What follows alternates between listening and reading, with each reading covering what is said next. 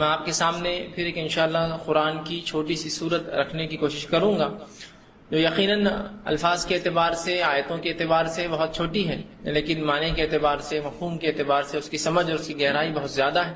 اور اگر ان چیزوں کو ہم سمجھنے لگے، اس لیے کہ جو چھوٹی چھوٹی صورتیں ہیں جو بالخصوص 30 پارے میں آتی ہیں، یہ مشرکین مکہ کو جھنجھوڑنے کے لیے آئی تھی۔ ان کا پیغام نماز قائم کرنے کا نہیں ہوتا، ان کا پیغام روزہ رکھنے کا نہیں ہوتا، یہ زکوٰۃ دینے کا حکم نہیں دیتے ہیں، حج کرنے کا نہیں کہتے ہیں، لیکن یہ ان بنیادی باتوں کو جو اپنے سامنے رکھ کر یہ صورت نازل ہوئی ہے کہ جو اخلاقیات سے تعلق رکھتی ہے، جو ایمانیات سے تعلق رکھتی ہے، ٹھیک۔ اور بار بار اللہ رب العزت نے ان باتوں کی طرف جھنجھوڑا، جیسا کہ مسکین کو کھانا کھلانا، یتیم کا حق دینا، تکبر نہیں کرنا، تکبر کرنے والے کے حالات کیا ہوں گے، ٹھیک ہے، ایمان لانے والے جنت میں کیسے رہیں گے، ایمان کا انکار کرنے والوں کا جہنم میں کیا حال ہوگا، یہ باتیں بتاتی ہیں۔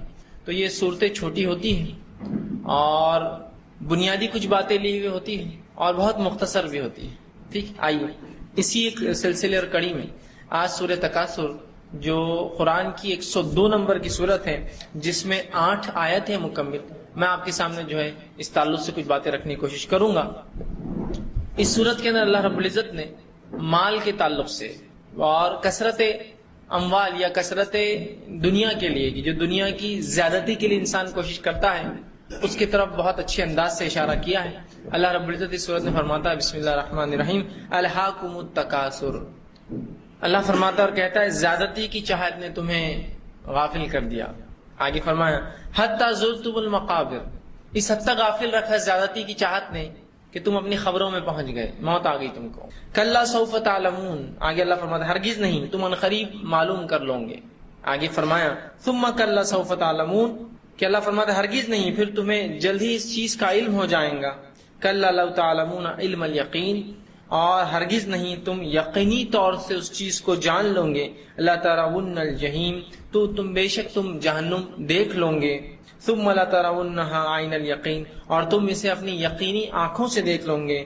ثم لتسألن یومئذ عن النعیم، اور اس روز تم سے ضرور بھی ضرور اللہ کی عطا کردہ نعمتوں کے تعلق سے سوال کیا جانے والا ہے۔ تو یہ مختصر سا ترجمہ تھا، آئیے اس کی تفسیر دیکھتے ہیں۔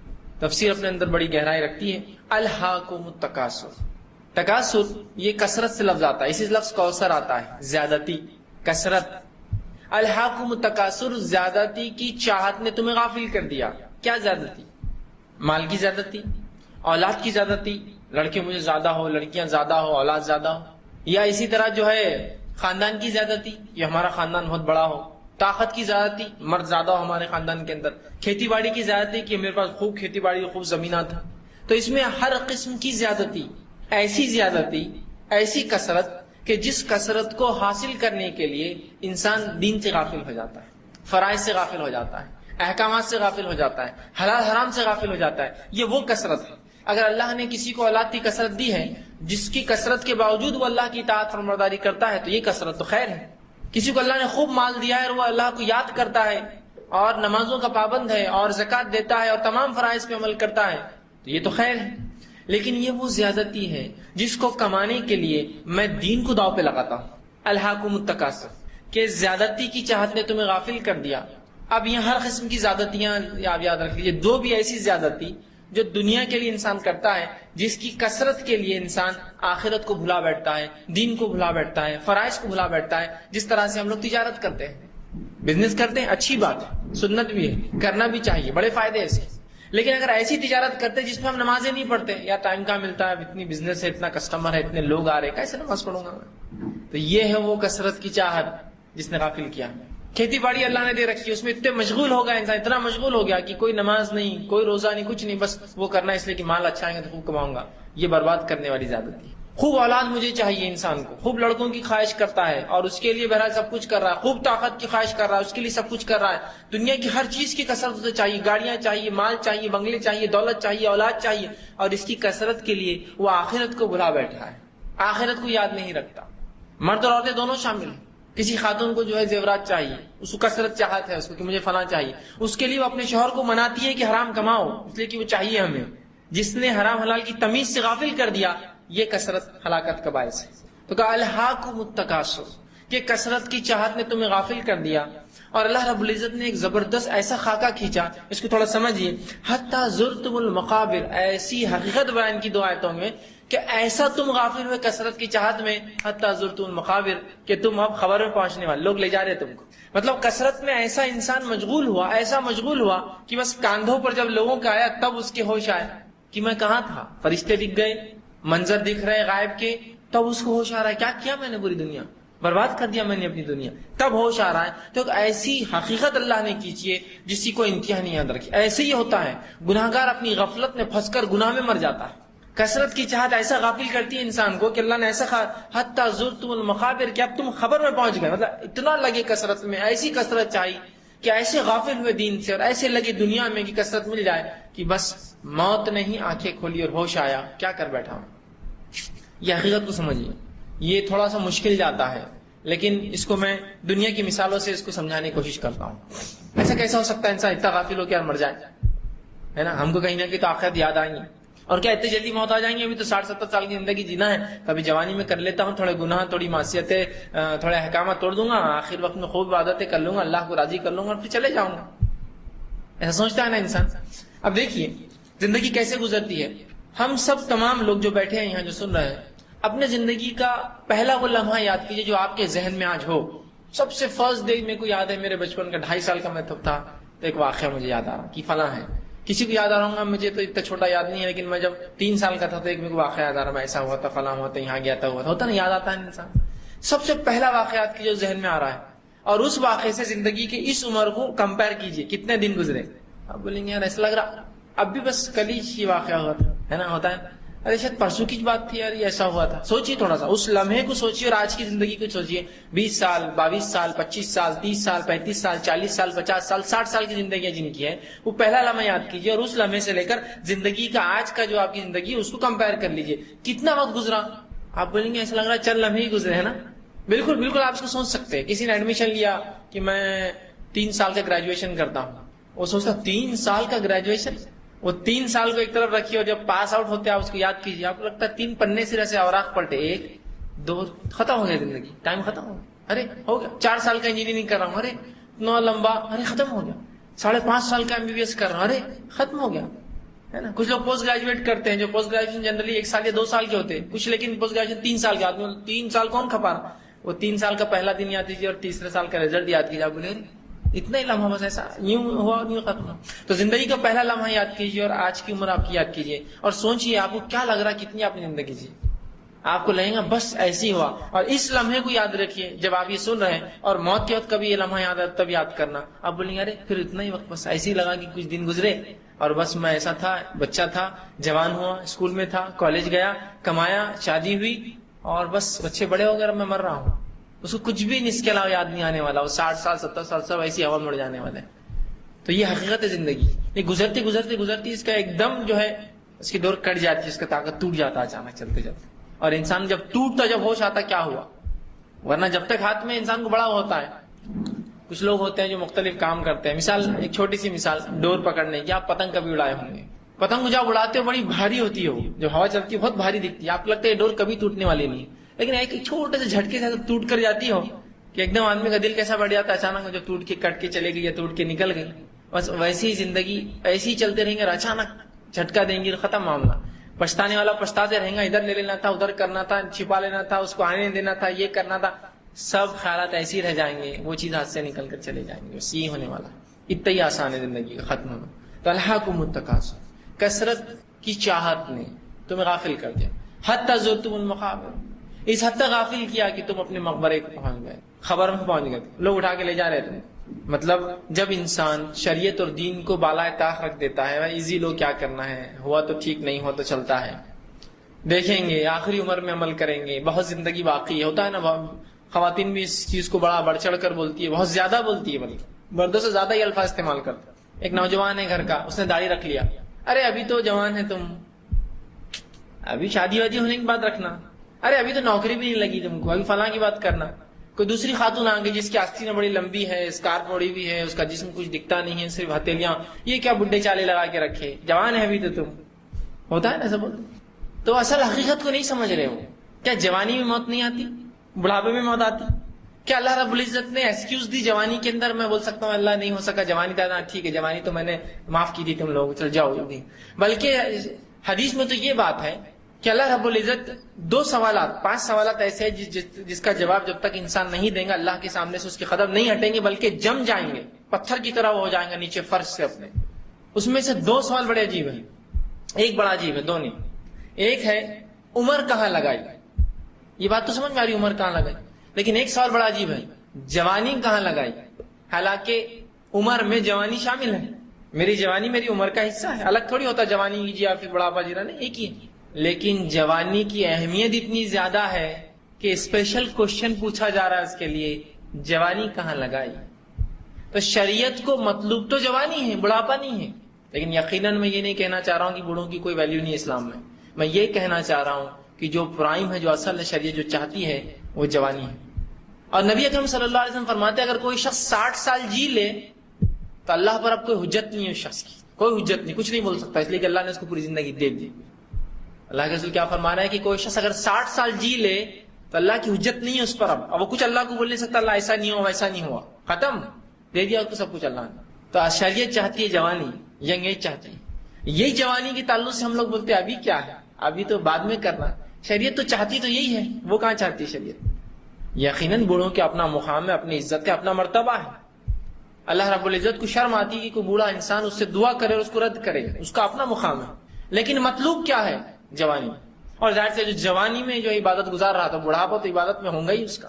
لیکن اگر جوانی گنوا دی اور بڑھاپے میں بڑے دیندار بن گئے تو وہ مطلوب نہیں. یہ بات یاد رکھیں، اصل جو چیز تھی وہ جوانی تھی. جو ہم سب کا ایک ذہن بنا ہوا ہے اس دنیا میں رہ کر، جوانی تو کمانے کے لیے، جوانی تو عیش کے لیے، جوانی تو کھیل کود کے لیے، جوانی تو فلاں کے لیے، جوانی تو موج مستی کے لیے ہے نا. تو ایک بات یاد رکھیں، اگر واقع میں عیش کرنا ہے، عیش عربی لفظ ہے، اس کا معنی ہوتا ہے جو دل چاہے، جو دل چاہے. جیسے اللہ نے قرآن میں کہا عیشۃ الراضیہ، جو دل چاہیں گا وہ دیا جائے گا جنت میں، عیش. تو اگر عیش واقع میں عیش کی زندگی گزارنا چاہتے ہیں تو عیش دنیا میں نہیں ہوتا، یاد رکھیے. عیش صرف اور صرف جو ہے آخرت میں ہوتا ہے، یاد رکھیے. یہ صرف آخرت میں ہو سکتا ہے عیش، یاد رکھیے. دنیا میں نہیں انسان عیش حاصل کر سکتا ہے. اگر واقع میں عیش کرنا ہے، موج مستی کرنا ہے، زندگی واقع میں جینا ہے اور اپنی جوانی پہ دوسروں کو رشک والا بنانا ہے تو وہ جنت میں ہونے والا ہے. وہاں جوان بھی رہیں گے، سب رشک بھی کریں گے ہماری جوانی پر. واقع میں جو جنت میں جائیں گے سب لوگ رشک کریں گے اس پر کہ واقع میں جنت پالی اس نے. تو عیش وہاں ہو سکتی ہے، دنیا میں یاد رکھیے عیش نہیں ہو سکتی. دنیا جگہ ہی نہیں ہے عیش کی، ہے نا. کیا واقع میں دنیا آپ کو لگتا جگہ ہے عیش کی؟ نہیں ہے. اس لیے کہ اگر میں چاہ رہا ہوں کہ مجھے عیش کرنا ہے، دنیا جینا ہے، چلو کیا عیش کرتے بولو، کہاں جانا ہے تم کو، میں بھیجتا ہوں. آپ بولیں مجھے جو ہے آپ پورا امریکہ گھما دیجئے، گلف گھما دیجئے، بروج العرب میں بکنگ کر دیجئے، امریکہ میں جو فلاں ہوٹل میں کر دیجئے. ٹھیک ہے، کتنے دن رہوں گے بولو؟ اورنگ آنا ہی ہے واپس. حقیقت پہ تو آنا ہی ہے. 10 دن کیا، 20 دن کیا، 30 دن کیا، 40 دن کیا، خوب عیش کیا، پھر کیا آگے اورنگ آباد آ گیا.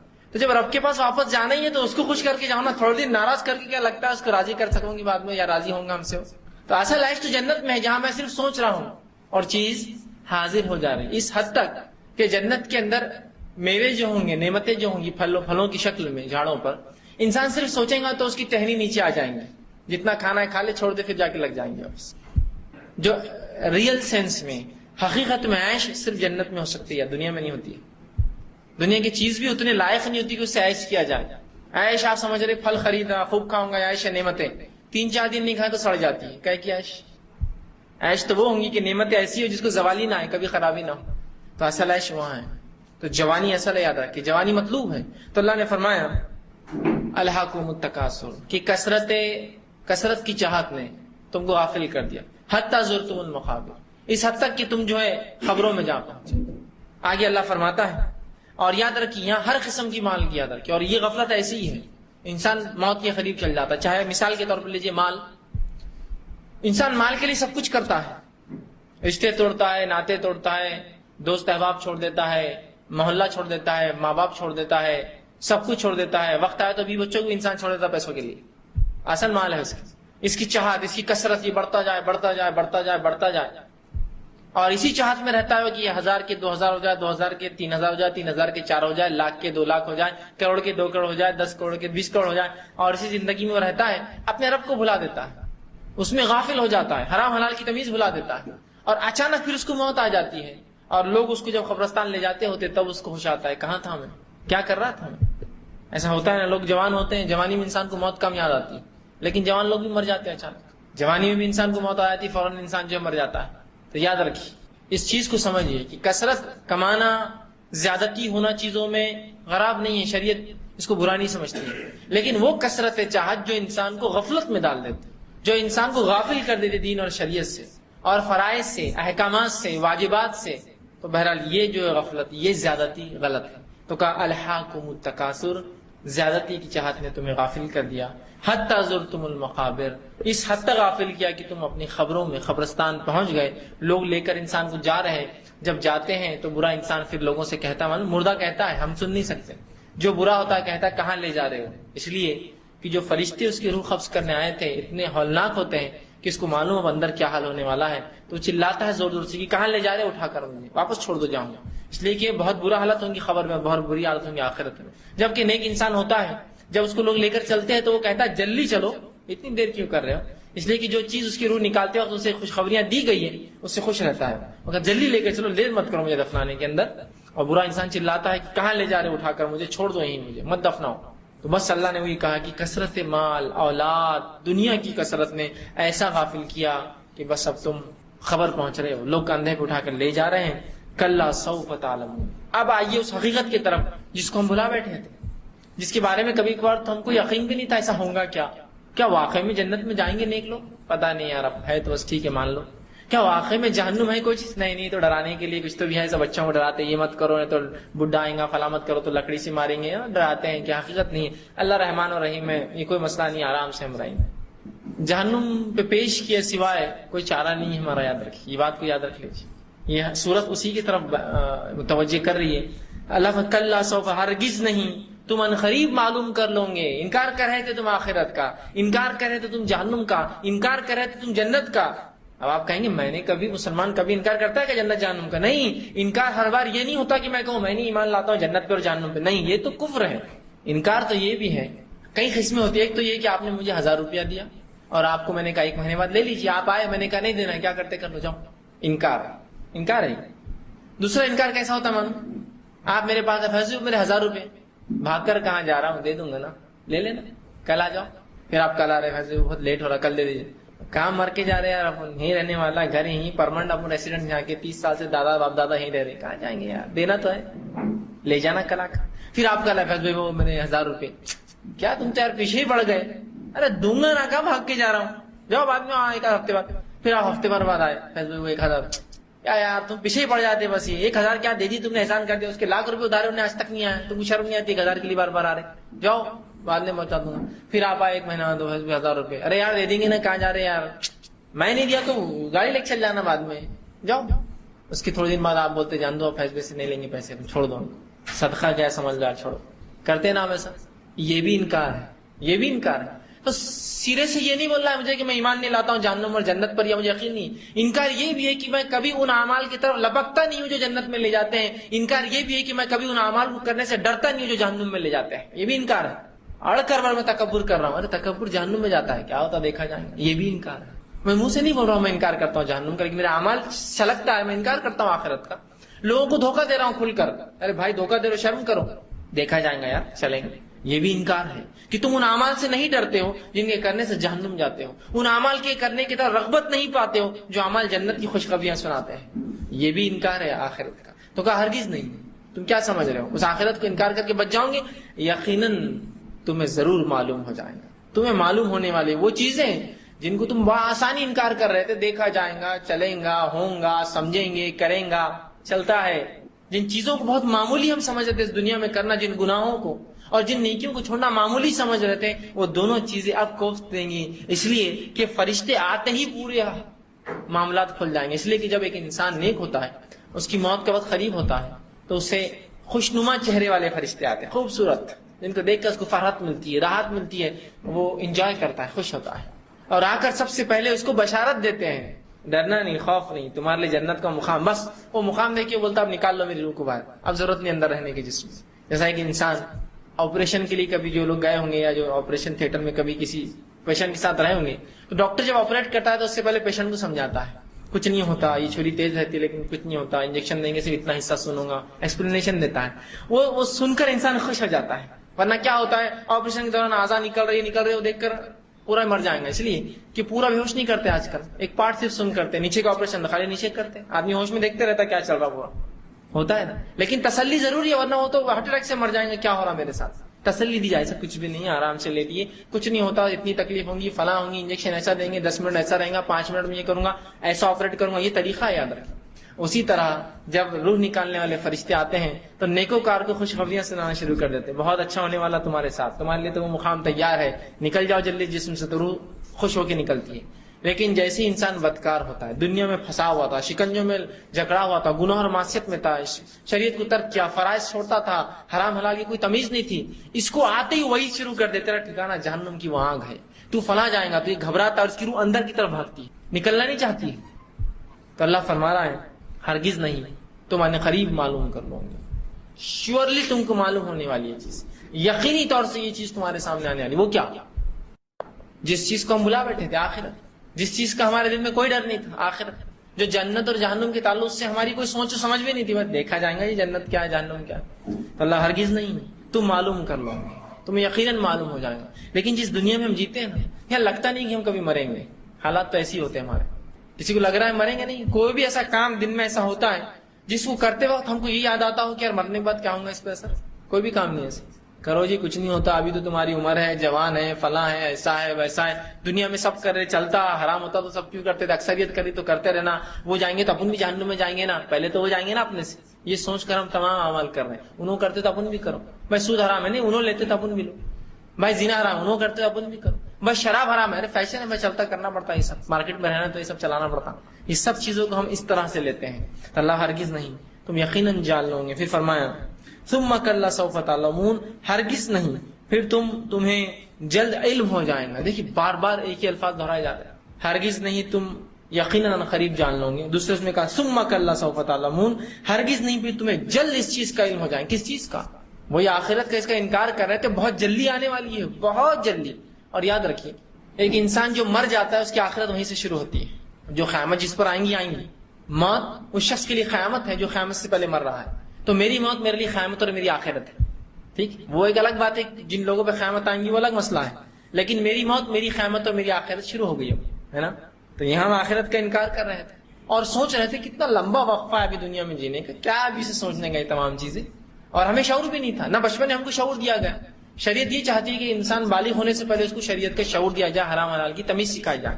وہ کیسے؟ نبی اکرم صلی اللہ علیہ وسلم فرماتے ہیں جب بچے 7 سال کے ہو جائے تو ان کو نماز کی تاکید کرو. کیوں؟ اس لیے کہ بالغ نہیں ہوا، لیکن جب بالغ ہوں گا کیا اسی دن سے تاکید کریں گے آپ؟ تب تو فرض ہو گیا نا اس پر. بات سمجھ رہے ہیں؟ تب تو فرض ہو گیا. اور 10 سال کے ہو جائے تو بالغ ہو جاتا آدمی، تو اگر نماز نہ پڑھے تو ضرب لگاؤ، مارو ان کو. شریعت جو بہت رحم دل، ایک دم انسانوں کے لیے شفقت والی شریعت ہے. یہ ربی جو ہے محبت کرتا ہے، اس کی ایک صفت ہی ودود ہے نا. یہ محبت کرتا ہے اپنی مخلوق سے جس اس نے پیدا کی، لیکن اس کے اپنے اصول بھی ہے، اس کا اپنا طریقہ ہے. وہ اصول سے ہٹ کر وہ کام بھی نہیں کرتا ہے. ٹھیک، تو اگر اس شریعت میں یہ کہا جائے ضرب لگاؤ، مطلب بہت اہم چیز ہے. پری پلان کرو. بچوں پر روزے کب فرض ہوتے ہیں؟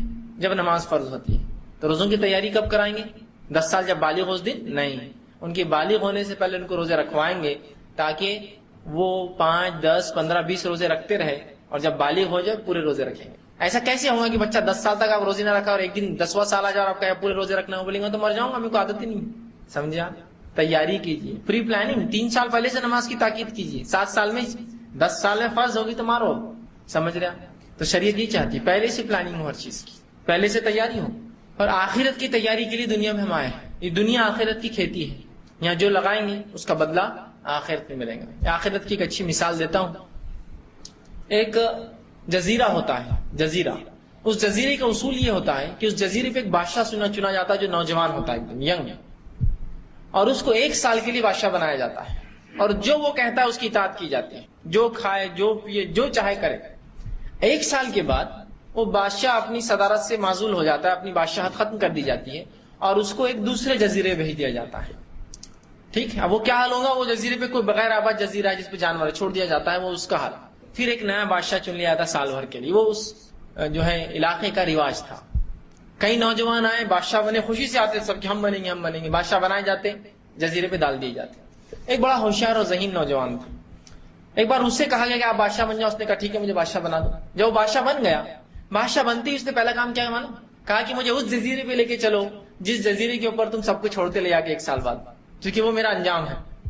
لوگوں نے کہا ٹھیک. یہ ویسا بادشاہ نہیں تھا جو عیش عشرت میں لگ گیا، حکم سنانا شروع کر دیا، سونے چاندی میں مست ہو گیا. نہیں، ہوشیار تھا. کہا اس جب وہ جزیرے پہ لے گئے تو دیکھا کہ وہ جزیرہ غیر آباد ہے، جنگل ہے، اور اس میں جو جانور ہیں اور تمام کے تمام اس سے پہلے کے لوگ مرے پڑے ہیں، سب کی کھوپڑیاں ہڈیاں مطلب سب مر چکے ہیں، کوئی زندہ نہیں تھا. اس نے کہا ٹھیک ہے واپس لے چلو میرے جزیرے پہ. اب چونکہ یہ بادشاہ تھا، کہا اس جزیرے کی پوری صفائی کٹائی کر دی جائے، پورا صاف کرو جائے. پورا جزیرہ صاف کر دیا گیا، اس میں گارڈن بنایا جائے. اچھا اس میں گارڈن بنانا شروع ہو گیا، اس میں محلات تعمیر کرو، محلات تعمیر کیے گئے، سب ہو گیا. 1 سال میں اس نے یہاں رہتے ادھر کا پوری پلاننگ کر لیا. جب 1 سال ہوا اور کہا کہ اب تم یہاں سے جانا ہے تو کہا ٹھیک ہے چھوڑ دو لے جا کر. جب اسے لے جایا گیا وہاں تو وہاں آرام سے محل بنا ہوا تھا اس کا، ایک اچھی زندگی جیا اس نے، اور پھر مر گیا. جبکہ پچھلے بیوقوف کیا کر رہے تھے لوگ؟ جوانی کے جوش میں بادشاہ تو بن جا رہے، سال بھر جا کے برے حالات ہو رہے. تو ویسے ہی ہمارا معاملہ ہونا چاہیے کہ یہاں رہتے ہوئے اس دنیا میں وہاں کا محل تیار شروع ہو جانا چاہیے. یہ دنیا میں رہتے ادھر کی پلاننگ، ابھی ہم کیا کریں؟ یہ دنیا میں رہتے ہو یہاں کی عیش کر لے رہے سال بھر کی، جو کرنا ہے کر لو. لیکن اس کے بعد کی لمبی زندگی جو دوسرے دنیا میں ہے، وہ دنیا کی تیاری کیا ہوں گی؟ وہاں وہ جزیرے کا حال ہوگا جو پہلے لوگوں کا ہوا، جو بیوقوف تھے، جنہوں نے اس دنیا میں رہتے اس جزیرے پہ رہتے اس جزیرے کی تیاری نہیں کی. تو اسی طرح اگر مجھے جنت چاہیے تو یہ جنت کی کھیتی دنیا ہے، یہاں رہتے بھی وہاں کی صفائی، یہ وہ اور وہ فلاں محلات، یہ وہ سب تیار کرنا ہے نا. جو مسجد بنائے تو اللہ کے لیے، اللہ جنت میں اس کے لیے محل بنائیں گے تو ابھی سے محل کی تیاری ہے.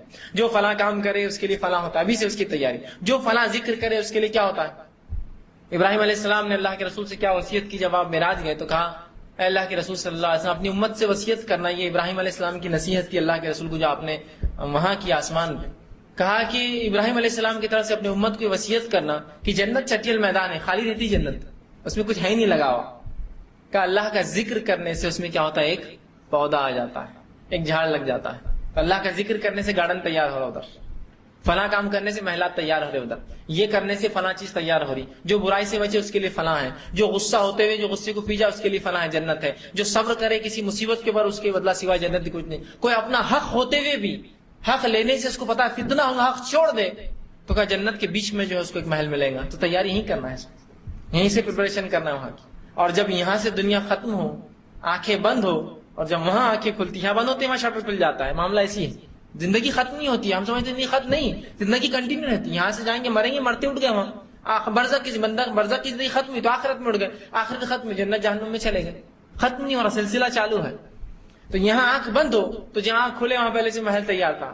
اور فرشتے خوش ہو آپ کے آنے سے. ہاں فرشتوں کو خبر رہتی ہے، اچھے لوگوں کی فرشتوں کو بہت نالج رہتی ہے. جس طرح سے ہم لیتے نا کس کے پاس مال ڈالا ہے، کس کے پاس فلاں ہے، فرشتے بھی بہت پوچھ گچھ کرتے رہتے ہیں کون آدمی اچھا، کس نے آج نے کیا کیا، تم نے کس کیا مال لایا، اس نے کیا کر رہا تھا، وہ مشہور ہو جاتا ہے آدمی.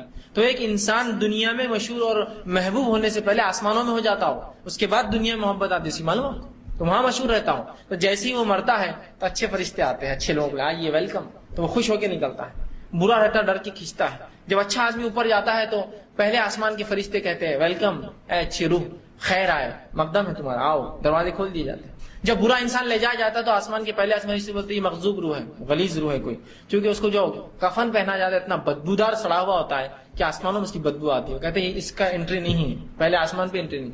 اسے اٹھا کر پہلے آسمان سے زمین پر پھینک دیتے ہیں. فرشتے کہتے ہیں پھینک دو اس کو، نہیں چاہیے یہ ہمیں، اوپر پھینک دیا جاتا ہے. تو پتا چل گیا اللہ فرما رہا ہے ثم کلا سوف تعلمون، ہرگز نہیں پھر تمہیں جلد علم ہو جائے گا. تو یہ وقت بہت کم ہے موت کا اور زندگی کا، ایسا بالکل جھٹکے سے اتنا ہوگا کہ سمجھ میں نہیں آئے گا. کوئی انسان کم مر گیا ہوتا ہے نا، خبر آ گئی فلاں آدمی مر گیا، اور کہیں بھی مر جاتا ہے آدمی، ایکسیڈنٹ میں مر گیا. جوان بوڑھے کی کوئی شرط ہے کیا؟ نہیں. کبھی انسان گھر کے اندر جو ہے بوڑھے سے بوڑھے لوگ زندہ ہوتے ہیں اور جوان تقریباً مر جاتے ہیں. ایسے واقعات ہوتے ہیں، ایکسیڈنٹ سے مر گئے، کچھ بھی حالات ہو گئے، زلزلے آ گئے، اموات بہرحال عام بات ہے. دادا زندہ اور پردوں کے انتقال ہو جاتے ہیں، بچوں کے انتقال ہو جاتے ہیں باپ کے سامنے، ہوتا ہے ایسا. تو ہم نہیں جانتے تو کہا تم یقیناً معلوم کر لو گے، تمہیں جلد علم ہو جائے گا. آئیے آگے فرما کلا لو تعلمون علم الیقین. اب دیکھیے کیا فرمایا، ہرگز نہیں اگر تم یقینی طور پر جان لو گے. 3 بار ایک ہی الفاظ کو دہرایا جا رہا ہے، صرف اس لیے کہ اہمیت جتا دے تمہیں کیا ہے. بہت زیادہ سنگین چیز ہے، اس لیے 3 بار تاکید آ رہے ہیں. عربی زبان میں اور عربوں کا طریقہ تھا، جب کسی چیز کی اہمیت کو ہیمر کرنا ہوتا تھا، بالکل اس کے ذہن میں ڈالنا ہے، تو اس کو 3 بار دہراتے تھے. جیسے کہ اللہ کے سامنے وہ مومن نہیں، وہ مومن نہیں، وہ مومن نہیں، بہت اہم ہے۔ اللہ کے رسول کون؟ بتائیے جلدی سے، کہ 3 بار بولنا مطلب ختم، عربی زبان کے اعتبار سے، عربوں کے اعتبار سے بہت اشد امپورٹنٹ چیز بتائی جا رہی ہے۔ 3 بار بولا جا رہا ہے وہ مومن نہیں، وہ مومن نہیں، وہ مومن نہیں۔ کون؟ اب بتائیے کون مومن نہیں؟ جس کا پڑوسی بھوکا اور وہ سو جائے، جس کا فلاں ایسا اور وہ فلاں، تو وہ بتا دیا گیا، ایمفسائز، اہمیت۔ یہاں بھی اللہ رب 3 بار بتا رہا ہے اہمیت، یقیناً تم جان لو گے، یقیناً تمہیں اس چیز کا علم ہو جائے گا۔ اور تیسرا فرمایا ہرگز نہیں اگر تم یقینی طور پر جان لو، ہرگز نہیں اگر تم یقینی طور پر جان لو، مطلب جان لو اس چیز کو، یقینی طور پر جان لو، ورنہ نہیں جانو گی تو یہ چیز یقینی طور پر آنے والی ہے۔ ان قریب مطلب بہت نزدیک ہے ہی، ہم کو لگ رہا ہے موت بہت دور ہے، زندگی وہ ہے، قیامت بہت دور ہے، آخرت بہت دور، نہیں، ان قریب بہت نزدیک آتی ہے۔ آدمی کی آنکھ بند ہوئی اور قیامت شروع ہو گئی، اس کی قیامت تو تبھی ہے نا، اس کی آخرت شروع ہو، ہرگز نہیں۔ اس انتظار میں مت بیٹھو کہ اگلا جمعہ، اگلا رمضان، اگلے سال سے، اگلی تنخواہ سے، اگلے بار سے، نہیں، پتہ نہیں ان قریب تم مر جاؤ، یہ سوچنے سے پہلے کہ کچھ کروں ختم ہو جاؤ۔ تو توبہ کا طریقہ یہ ہے کہ پہلے دل میں نادم ہو کر عمل کرے، خالی دل میں نادم ہونے سے کام نہیں ہوتا۔ یار بہت صحیح بات ہے، تم غلط بول رہے، شراب کی کمپنی میں کام نہیں کرنا، وہیں پڑا ہوا ہے وہ دن رات، نہیں تم صحیح بول رہے، آپ غلط، آپ کہاں کام کرتے، میں فلاں کمپنی، ارے وہ مجھے معلوم ہے حرام ہے، نہیں کرنا چاہیے، بہت غلط ہے یہ، لیکن پھر وہیں اڑا ہوا ہے۔ تو تائب توبہ ہونے کے لیے پہلے دل میں نادم ہو کے عمل شروع کر دیجئے، فوراً اس کے خلاف کام، مطلب وہ کام چھوڑنے کی کوشش کیجیے۔ تو کہا تم یقیناً جان لو گے۔ آگے اللہ رب العزت نے فرمایا اور کہا لا ترون الجحیم، تو بے شک تم جہنم کو دیکھ لو گے۔ یہ تھی وہ حقیقت جس کے بارے میں اتنا بیان کیا جا رہا۔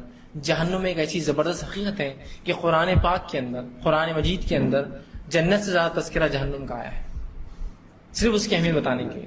اور یہ اتنی بڑی حقیقت ہے، اتنی بڑی حقیقت ہے، اتنی بڑی حقیقت ہے، نہ صرف اس کے حق ہونے میں لفظی اعتبار سے، بلکہ یہ فزیکل سینس میں بھی اتنی بڑی حقیقت ہے کہ نبی اکرم صلی اللہ علیہ وسلم فرماتے ہیں مقام محشر میں جہنم لائی جائیں گی، مقام محشر میں جہنم لائی جائیں گی بتانے کے لیے، جس کے 70,000 شعبے ہیں، 70,000 گناہ لوگ کریں گے، جو گناہوں کے اعتبار سے ان کے ڈپارٹمنٹس الگ الگ ہوں گے، ہر گنہگار کی سزا الگ ہے، 70,000 شعبے ہوں گے، اور ہر شعبہ اتنا بڑا ہے، اتنا بڑا ہے کہ 70,000 فرشتے ایک شعبے کھینچ کے لائیں گے۔ 70,000 کو 70,000 ضرب دیجئے، یہ ہوتا ہے 4,90,00,000 فرشتے صرف جنت جہنم کو کھینچ کر لائیں گے۔ ایک فرشتے کی طاقت یہ ہے کہ اگر ایک پر ہلا دے تو پوری کائنات کو سمیٹ لیتا ہے ایک جھٹکے میں۔ ایک فرشتے کی طاقت یہ، اندازہ لگائیے کیا طاقت ہے اس کی۔ ایک پر مار دے، جبرائیل علیہ السلام کو 600 پر ہے یا اس سے زائد پر ہے، پر ہوتے ہیں ان کو، فرشتوں کو، تو ایک پر مار دے جبرائیل، رسول اللہ فرماتے پوری کائنات لپیٹ لیں گے اندر۔ تو اس کائنات کو ایک پر اس کا کھینچ سکتا ہے فرشتے، کافی ہے اس کے، اتنا بڑا ہوتا ہے۔ تو اندازہ لگائیے 70,000 ایک ایک شعبے کو کھینچ رہے ہیں۔ اس کی حقیقت دیکھیے، جنت کے بارے میں نہیں آیا کتنے لوگ لائیں گے، کیسے لائیں گے، صرف اتنا تک سجا رہے ہیں، فرشتے بنا رہے ہیں، جنت سج رہی ہے، فلاں ہو رہی ہے۔ لیکن جہنم میں اس کی حقیقت ہے جس کی پوری تفصیلات دی گئی کہ 70,000 شعبے، 70,000 ہر شعبے کو 70,000 فرشتے کھینچ رہے ہیں، مطلب 4,90,00,000 فرشتے جن کی ایک ایک کی طاقت ایسی ہے کہ کائنات کو سمیٹ سکتے ہیں۔ تو یہ جہنم کتنی بڑی حقیقت ہے، اور ہر شخص جہنم پہ سے گزرنے والا ہے، معلوم ہے۔ اسی لیے انبیاء علیہ السلام بھی روز قیامت ڈر رہے ہوں گے، کانپ رہے ہوں گے، گھبرا رہے ہوں گے، خوف کھا رہے ہوں گے، اور ایسی چیزوں پر بھی ڈر رہے ہوں گے جو واقعتاً میں جھوٹ اور غلطی نہیں کہلاتی، لیکن ڈر رہے ہوں گے کہیں اس کی وجہ سے پکڑنا ہو، کہیں اس کی وجہ سے پکڑنا، کہیں اس کے لیے آج میرا رب مجھے پکڑنا لے، تو بس ہر چیز کے لیے ڈر رہے ہوں گے۔ کوئی آدمی سوچتا ہے اتنا انبیاء علیہ السلام کیسے ڈریں گے؟ تو میں آپ سے سوال کرتا ہوں، پڑھنے والا بچہ رزلٹ سے زیادہ ڈرتا ہے، جو نہیں پڑھتا ہے وہ زیادہ ڈرتا ہے؟ ہر پڑھنے والا بچہ رزلٹ ڈرتا ہے، کیا ہوتا ہے کہ مارکس کہاں کم ہو جاتے ہیں، کہ کہاں ایک نمبر کٹتا ہے، کہاں ہے نا۔ جو فیل ہونے والا بولتا ہے جو ہوں گا دیکھا جائے گا، اللہ مالی کے چلتے رہو، ہے نا، ہوتا ہے نا۔ اندازہ لگائی اس سے انبیاء علیہ السلام نے ہر ممکن کام کیے، نیکی کے، اب وہ ڈر رہے کہ اللہ ایک چیز سے ناراض ہو کے ختم نہ کر دے، اسی لیے ان کا خوف عام لوگوں سے زیادہ ہے۔ اس لیے نہیں کہ ان کے اعمال کم ہیں، اس لیے کہ وہ بہت ہائی رینکرس ہیں، وہ نہیں چاہ رہے کہ ذرہ برابر کمی ہمارے پرسنٹیج اور رینک میں، ہم سب خوف کھا رہے ہیں، ڈر رہے ہیں کہ یہ نہ ہو، وہ نہ ہو، اس پہ پکڑنا ہو جائے، اس پہ نہ ہو جائے۔ نوح علیہ السلام ڈر رہے کہ میں نے بدوا دی اپنی قوم کو، اللہ پکڑنا لے، کیوں دی بدوا؟ حالانکہ اللہ نے قبول کی نا، قبول کی مطلب وہ جائز تھی، حرام چیز کی دعا تو اللہ قبول ہی نہیں کرتا، پھر بھی ڈر رہے کہیں یہ پکڑ کی وجہ نہ بن جائے میری، کی کیا ہوا۔ ابراہیم علیہ السلام نے توریہ کیا، 3 بار باتوں کو ایسا پیش کیا کہ لگنے میں جھوٹ لگی لوگوں کو، جھوٹ نہیں تھا لیکن توریہ بولتے ہیں اس کو عربی زبان میں، مطلب ایسے بات کرنا گھما کر کہ سامنے والا کچھ الگ معنی سمجھے، آپ کا معنی کچھ الگ، جیسا کہ بتوں کو توڑ دیا اور بڑے بتی گلے میں لٹکا دیا ہتھیار، اور جب پوچھا گیا کس نے توڑا تو کہا بڑے سے پوچھ لو، ہو سکتا غصہ اس کو آیا ہو، کیا میرے کو کیا پتا، گھما دیا باتوں، ایسا پیش کیا کہ سامنے والے کو سمجھ میں تو آ رہا ہے اس نے لیکن بول نہیں رہا لفظ۔ ڈر رہے کہ یہ اللہ یہ توڑیا نہ پکڑ لے میرا، حالانکہ وہ حکمتن تھا، جائز تھا، رب نے وہ حکمت دی تھی آپ کو، ڈر رہے کہ اس میں میری پکڑ نہ ہو جائے، خوف کھا رہے ہیں اس چیز سے، سمجھ رہے ہیں بات کو؟ تو یہاں انبیاء علیہ الصلوۃ والسلام بھی ڈر رہے ہیں، تو جہنم اتنی بڑی، تو کہا لَتَرَوُنَّ الْجَحِيمَ، تم یقیناً جہنم کو دیکھ لو، یقیناً دیکھوں گے جہنم، اور ہر شخص اللہ کے رسول کی حدیث کے مطابق جہنم پر پیش کیا جائیں گے، معلوم یہ الگ بات ہے کہ پھر جو جنتی ہوں گے ہٹا لیے جائیں گے، جہنم دیکھیں گے تو سب، ایک تو خبر میں بھی دیکھیں گے، نبی اکرم صلی اللہ علیہ وسلم فرماتے خبر میں جب انسان کو لٹا دیا جائے گا، بد انسان کو جہنم کے بستر پہ، نیک انسان کو آرام دہ بستر پر، تو ایک دروازہ کھلے گا نیک انسان کو اور جہنم بتائے جائیں گے اور کہا جائے گا یہ وہ ٹھکانہ ہے جس سے تیرے رب نے تجھے بچا لیا، وہ بند کر دی جائیں گی کھڑکی، دوسری کھولی جائیں گے، فرمایا یہ وہ ٹھکانہ ہے جو تیرے رب نے تیرے لیے رکھا، وہ کہیں گے اللہ آخرت کو جلدی قائم کر تاکہ وہاں پہنچ جاؤں، اور مجھے تھوڑی سی مہلت اور رشتہ داروں کو جا کے بتا دیتا ہوں کیا ملا مجھے، اللہ کہ نہیں سو جاؤ، فرشتہ کہ سو جاؤ۔ بد انسان کو جب لٹایا جائے گا جہنم کے بستر پر تو ایک کھڑکی کھولی جائیں گے اور اسے جنت بتایا جائیں گے اور کہا جائے گا یہ تھا جس سے تو محروم کر دیا گیا، اور دوسری کھڑکی کھولی جائے گا یہ ہے تیرا ٹھکانہ، کہیں گے اللہ قیامت تو کبھی قائم مت کر کہ تم وہاں جانے والا ہوں، اس نے دعا کریں گے اللہ سے، اندازہ لگا، تو کہا تم یقیناً جہنم پر پیش، ہر شخص جہنم پر پیش کیا جانے والا ہے۔ اور نبی اکرم صلی اللہ علیہ وسلم بات کو ایسا سمجھا اور کہا اللہ جب تک رحم اور فضل نہ کرے کوئی جنت میں نہیں جائیں گا۔ آپ سے پوچھا کہ اللہ کے رسول کیا آپ بھی تو کہاں میں بھی جنت میں جب تک نہیں جاؤں گا جب تک کہ میرا رب مجھ پہ فضل اور رحم نہ کرے۔ تو پتا چلا کوئی شخص اپنے اعمال کی بنیاد پہ جنت میں نہیں جاتا، لیکن اعمال وجہ بنتے اللہ کی فضل اور رحم کے لیے۔ یہ بات بھی جان لیجیے، میں کچھ نہیں کروں گا اللہ آخر میں خوش ہو جائیں گا، یہ نہیں ہو سکتا، یہ وجہ بنتے اللہ کی فضل اور رحم۔ تو کہا تم جہنم کو ضرور دیکھ لو گے، ثم لترونها عین الیقین۔ اب دیکھیے کیا فرمایا، اور تم اسے یقینی آنکھوں سے دیکھ لو گے۔ اب یقینی آنکھیں کیا رہتی ہیں؟ میں نے امریکہ کا سفر کیا، میں اورنگ آباد شہر میں آیا، آج سے 50 سال پہلے سمجھ لیجیے، آج تو یہ آسان ہے، 50 سال پہلے جب میڈیا نہیں تھا، اور میں آپ کو کہہ رہا ہوں دیکھو امریکہ میں بڑی بڑی بلڈنگیں رہتی، کتنے مالے کی؟ اب ہمارے شہر میں 2 مالے کی بلڈنگ بہت بڑی ہوتی تھی، اچھا 2 مالے کی نہیں، 100 کی بلڈنگ رہ سکتی، کیا 2 کو بنانے میں اتنی مشکل ہوتی، وہ گر جا رہا، اس کا گھر فلاں ہو رہا ہے، اس کو سمجھ میں نہیں آتا، اس لیے کہ اس نے دیکھا نہیں۔ اچھا اگر دیکھ بھی لیا تو 100 بلڈنگ، اچھا 100 مالے کیا، تو وہ کیسا تصور کرتا ہے یہ میرا گھر ہے، اب یہ گھر کو 100 بار بڑھا دو، اچھا وہاں تک جائیں گے۔ لیکن اس کو امریکہ جانا ہوا کسی دن، تب وہ بولتا ہے اب مجھے سمجھ میں آیا 100 مالے کی بلڈنگ کس کو بولتے ہیں۔ یقینی آنکھیں، مطلب اس چیز کو سن رہے ہیں، جہنم سن رہے ہیں، جنت سن رہے ہیں، آخرت سن رہے ہیں، اب یقینی طور سے دیکھیں گے اس کو، لوگ فرشتے دیکھیں گے، جنت دیکھی جا رہی ہے، جہنم دیکھی جا رہی ہے، ٹھیک۔ تو یقینی آنکھوں سے دیکھنے کی مراد یہ ہے فزیکل سینس میں اب تم دیکھو گے جہنم، یقینی طور سے اب دیکھو گے۔ اب یہ نہیں کہ تم سن رہے تھے اتنے دنوں سے جنت اور جہنم میں، اب دیکھو اس چیز کو، اور دیکھو کس سے محروم کیے جاتے اور کس میں داخلہ ملتا ہے، تو دکھایا جا رہا ہے۔ تو کہا تم یقینی آنکھوں سے اب بالکل شیور دیکھو گے تم کیا ہو رہا ہے تمہارے ساتھ، کیا ہونے والا ہے تمہارا انجام۔ تو کہا اللہ رب العزت نے ثم لترونها عین الیقین، اپنی یقینی آنکھوں سے آج جہنم کو دیکھو۔ تو اللہ رب العزت سے ہمیشہ جہنم سے پناہ مانگنا چاہیے، یاد رکھیے۔ اور اللہ کے رسول صلی اللہ علیہ وسلم کی دعائیں بھی دیکھیے، آپ پہلے جہنم سے پناہ مانگتے بعد میں جنت کا سوال کرتے تھے، یا پہلے جنت کا سوال کرتے تھے آخر میں جہنم سے پناہ، بڑی اہم چیز ہے۔ اور دونوں ساتھ ساتھ آتا ہے حدیث کے اندر کہ اللہ میں جنت کا سوال کرتا ہوں، جہنم سے آزادی چاہتا ہوں، ہے نا، اللہم اسألک الجنۃ ونعوذ بک من النار۔ یہ ہم دعا کر رہے ہیں ربنا آتنا فی الدنیا حسنۃ وفی الآخرۃ حسنۃ وقنا عذاب النار۔ ہر بات تذکرہ نار کا آتا ہے، کئی جگہ تو جنت کا تذکرہ نہیں آئے گا سوال کا، لیکن جہنم سے بچنے کا تذکرہ برابر آتا ہے۔ یہ بہت سخت چیز ہے۔ تو کہا تم اسے دیکھ لو گے اور یقینی آنکھوں سے دیکھ لو گے۔ اب یہ وہ نہیں ہے کہ ہم بھی آ کر ڈرا رہے ہیں کہ جنت جہنم ہے، قرآن بول رہا ہے جہنم میں، نہیں، اب دیکھو اس کو آنکھوں سے، فزیکل سینس میں دیکھو، ڈرو اس سے۔ تو یہ بہت ہولناک چیز ہے، یاد رکھیے، اس سے ہمیشہ پناہ مانگنا چاہیے۔ ثم لتسألن یومئذ عن النعیم، اور اس روز ضرور بھی ضرور تم اپنی نعمتوں کے تعلق سے پوچھے جاؤ گے، کوشچنیبل ہو، سوال کیا جائے گا نعمتوں کے تعلق سے۔ نعمتیں کیا ہوتی ہیں؟ اگر نعمتوں کا سوال اگر میں کروں اپنے آپ سے اور اس سماج سے، تو ہم اتنے ناشکرے لوگ ہیں کہ ہم کہیں گے میرے پاس کیا نعمت ہے، اس کے پاس نعمت ہے، وہ بولیں گا میرے پاس کیا نعمت ہے، اس کے پاس نعمت ہے، وہ بولیں گا اس کے پاس، میرے پاس کیا نعمت ہے، اس کے پاس نعمت ہے۔ اور یہ تمام جو اشارے ہوں گے صرف مال و دولت، روپیہ، پیسہ اور اولاد کے اوپر ہوں گے، زمین جائیداد۔ اس کی زمین دیکھو نا 2 ایکڑ ہے، میں تو 1 ایکڑ والا، اس کے پاس نعمت ہے، وہ بولیں گا میرے پاس کیا 200 ہے، اس کے وہ بولیں گا میرے پاس 200 کا 2000 ہے۔ ہم بہت ناشکرے لوگ ہیں، ہم نعمتیں کیا ہے اس کو سمجھ نہیں رہے۔ اگر نعمتوں کو سمجھ لیں تو بہت آسانی ہوں گی۔ آئیے ایک واقعہ سنیے، نبی اکرم صلی اللہ علیہ وسلم نے جب صحابہ کو بتایا کہ سبحان اللہ کی کیا فائدے، الحمدللہ کیا فائدے، اللہ اکبر کیا فائدے، ذکر و اذکار کے اللہ کے چھوٹے موٹے کیا فائدے ہیں، تو صحابہ نے کہا اللہ کے رسول ہم تو ایسے کتنے ذکر کر لیتے پھر نام عمل کیا زبردست ہو جائیں گا ہمارا. مطلب سبحان اللہ بولتی تو فلاں ہو جاتا ہے. لا الہ الا اللہ ایک پڑھنے میں رکھا جائے اور تمام کائنات ایک میں تو لا الہ الا اللہ کو پڑھ لا جھک جائیں گا. تو کتنی بار بولتے ہیں ماشاء اللہ لا الہ الا اللہ, ہے نا. اور سبحان اللہ وبحمدہ وسبحان اللہ العظیم, یہ اللہ الفاظ رسول اللہ فرماتے کہ 2 کلمے ایسے جو ہونٹوں پر ہلکے ہیں میزان میں بڑے بھاری ہے. سبحان اللہ وبحمدہ وسبحان اللہ العظیم, بخاری کی آخری روایت ہے. ہم پڑھ رہے ہیں, صحابہ نے کہا کیا ہو جائے؟ اللہ کے رسول نے فرمایا اگر اللہ نے یہ تمام اذکار کو ایک جگہ رکھ دیا اور ایک نعمت اپنی جو تمہیں دی تھی گنوا دی تو وہ پلڑا ہلکا ہو جائے گا. ایک نعمت جو دی تھی, ایک نعمت معلوم. تو نعمت صرف مال و دولت, روپیہ پیسہ, زمین جائیداد, اولاد نہیں ہوتی. صحت دی اللہ نے, پوچھے جاؤں گے کیا کیا؟ صحت دی تھی نا, اچھی صحت دی تھی, چلتے پھرتے تھے. دیکھو معذور بھی پیدا کیے تھے میں نے کتنے, تمہارا بھائی معذور تھا, فلاں معذور تھا, یہ معذور تھا, تم صحت مند ہوئے تھے. صحت دی کیا کیا؟ نعمت. نعمت ہے نا, صحت نعمت نہیں ہے. جب چھین جائیں گی تو پتا چلے گا کتنی بڑی نعمت تھی, اگر کسی کا احساس نہیں ہے اس کا.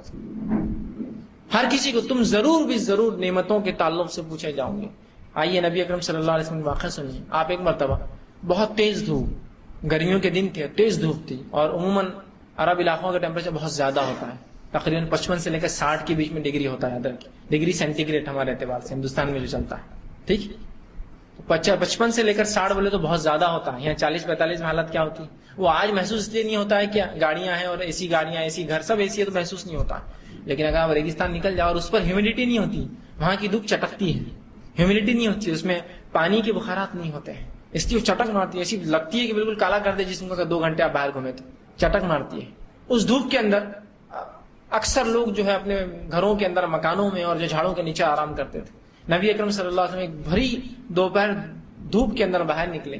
جب نکل کر چلنے لگے دیکھا سامنے سے ابوبکر آ رہے ہیں, تو کہا ابوبکر, وہ ابوبکر صدیق رضی اللہ عنہ کا اللہ کے رسول, کس چیز نے آپ کو اس تپتی ہوئی دھوپ میں باہر نکلنے پہ مجبور کیا؟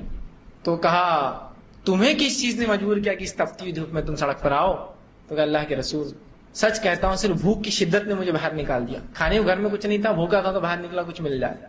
یہ ابتدائی دور تھا مدینے کا, بھوک کی شدت نے مجھے باہر نکالا ہے. تو کہا قسم ذات کی اس کے ہاتھ میں محمد کی جان ہے, اسی وجہ سے میں بھی باہر آیا ہوں. کہا چلو کچھ ڈھونڈتے ہیں. دونوں مل کر آگے نکلے تو عمر ابن خطاب دکھے. کہا عمر کیسے کیا باہر آنا ہوا؟ تو کہا آپ لوگ کیسے کیا باہر آنا؟ تو کہا بس بھوک کی شدت نے باہر لایا. کہا بس میں بھی اسی لیے باہر آیا ہوں, کھانا نہیں ہے کچھ کھانے کو, بھوک کی وجہ سے باہر سڑک پہ آیا ہوں. کہا چلو ڈھونڈتے ہیں. چلو تینوں مل کر نکلے. ابو ایوب انصاری رضی اللہ عنہ اپنے باغ میں کھیتی کر رہے تھے, جھاڑوں کو پانی دے رہے تھے, کھجور کے جھاڑ. سلام کیا, بڑے خوش ہوئے کہ اللہ کے رسول آئیے, ویلکم, استقبال, اہلا وسہلا. ابوبکر صدیق بھی ساتھ, عمر بن خطاب, تینوں کو بلایا. کہا کیسے کیا آنا ہو؟ تو بس بھوک نے نکال دیا باہر. تو کہا بھوک کوئی بات نہیں, فوراً ایک کچا خوشا توڑ کر لائے, اللہ کے رسول کے سامنے رکھا. فوراً گئے, بیوی سے کہا ایک بکری ذبح کرو, اور جلدی سے لا کر جو ہے اللہ کے رسول اور دونوں جو ہے صاحبین آئے ہیں, ابوبکر صدیق, عمر بن خطاب. فوراً لاؤ, بیوی نے فوراً پکایا, کھایا. جب اللہ کے رسول کھا رہے تھے تو کھاتے کھاتے کہا تم لوگ ضرور اس نعمت کے تعلق سے پوچھے جاؤں گے, اس نعمت کے تعلق سے تم ضرور پوچھے جاؤں گے. کیا نعمت تھی وہ؟ کھانا. پوچھے جاؤں گے تم اس کے تعلق سے. اب اس نعمت کا بھی ہم کہاں شکر ادا کرتے, کیا حالت ہے ہم سب کو پتا ہے. اگر میں کھا رہا ہوں تو میں بولتا ہوں یہ کھانا کیا ہے, ویسا کھانا ہونا تھا, وہ اسٹینڈرڈ کھانا ہے. کھا تو رہا ہے تو زندہ ہے نا, شکر ادا کر. یہ نعمت ہے. وہاں رسول اللہ بھوکے نکل رہے ہیں, ابوبکر بھوکے نکل رہے, عمر بھوکے آئے ہوئے ہیں, تینوں کھانا ڈھونڈ رہے ہیں, کچھ مل جائے باہر. دھوپ کے اندر تپتی ہوئی نعمت ہے, شکر ادا کر کہ کھانے کو مل رہا ہے. نعمت ہے اللہ کی, اس کو شکر ادا کرے اللہ کا کہ یہ نعمت اللہ نے دی ہے, بس کھائے جو ہے بس اچھا ہے. یہ نعمت اللہ نے, اللہ کے یہ پوچھے جاؤں گا. اس نعمت کے ساتھ کیا سلوک ہے ہمارا بتانے کی ضرورت نہیں مجھے. ایسے کئی گھرانے اس میں کھانا پھینکا جاتا ہے, سڑ رہا ہے. اتنی توفیق نہیں ہوتی اس امت کے مسلمانوں کو کہ کم از کم سڑنے سے پہلے بھوکوں تک پہنچا دو. کھانا بچ جاتا ہے, ہوتا ہے, گھر ہے, کسی غریب کو دے دو, بھوکے کو پہنچا دو. سڑنے جیسے کون دے گا, کون نکالے گا, کس کی جھنجھٹ, کس کی جھک جھک, پھینکا جاتا ہے. کئی لوگوں کے تو حالات یہ ہے ناشکری کی کہ جن کھانوں سے وہ کھاتے ہیں, سمجھو بریڈ کھا رہے ہیں, دستر پر بیٹھے, پلیٹ میں کچھ خراب لگا ہوا ہے تو اس بریڈ سے صاف کر کے پھینکتے ہیں. ارے وہ کھانے کی چیز ہے, آپ کپڑے سے پوچھتے, کاغذ سے پوچھتے اس چیز کو. روٹی اور بریڈ صاف کرنے کے لیے نہیں ہوتے پلیٹ, سمجھے آپ. اس حد تک ناشکری بڑھ جاتی ہے کہ کھانے کا پھینکنا سمجھ میں نہیں آتا. چائے یا کافی کسی نے لائی, اس سے ملائی جم گئی تو جس ٹوسٹ سے یا جس بسکٹ سے کھا رہے اس بسکٹ سے ملائی نکال کے بسکٹ کے ساتھ پھینکتے ہیں. سبحان اللہ, کیا ناشکری ہے. نبی اکرم صلی اللہ علیہ وسلم فرماتے ہیں اگر کھانے کے دستر پہ کھا رہے اور کچھ گر جائے